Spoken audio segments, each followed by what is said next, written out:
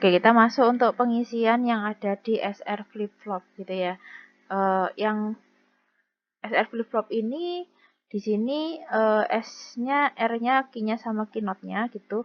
Anda isi ada dua, ada teori sama simulasi. Jadi kalau secara teori misalkan A sama B itu A-nya ikut risetnya mengikuti A, kemudian S-nya mengikuti B gitu.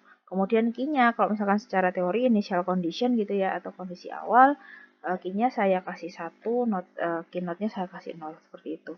Nanti yang ini Anda mengikuti simulasi aja. Simulasi awalnya 1 atau 0 untuk Q-nya gitu ya. Karena ini adalah kondisi awal yang akan nanti sampai ke bawah itu akan mengikuti dari kondisi awalnya gitu.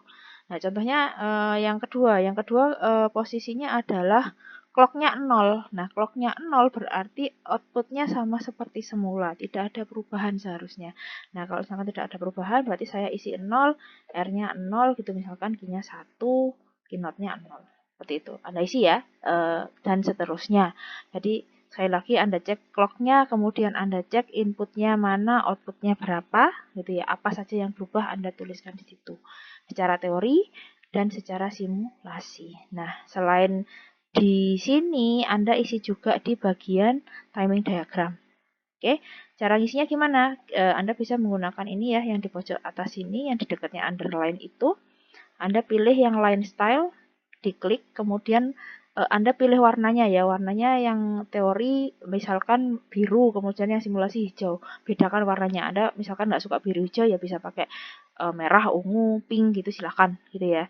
Caranya untuk ganti warnanya adalah di line color gitu, kemudian misalkan Anda pakai hijau.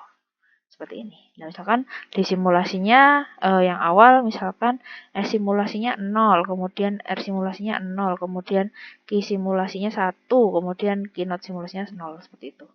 Gitu ya, Anda gambarkan. Nah, kalau misalkan ada perubahan gitu, ada perubahan misalkan ke nilai 1 gitu, tinggal Anda kasih 1, 1, 0 gitu ya. Yang ininya jangan lupa dituliskan, dikasih garis seperti itu. Sama juga untuk yang D di flip-flop juga sama gitu ya. Jadi Anda isi key simulasinya berapa, secara simulasi berapa, secara teoris berapa, wiringnya simulasi Anda taruh di sini ya, cuma satu rangkaian aja, pastikan rangkaiannya betul.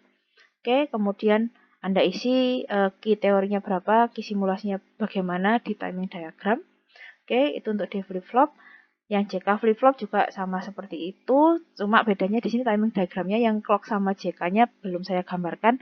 Silahkan Anda gambarkan sendiri, mengikuti dari hasil percobaan yang JK flip-flop. Itu ya, semoga tidak ada kesulitan. Kalau misalkan ada kesulitan, silahkan ditanyakan pada saat kita tatap muka.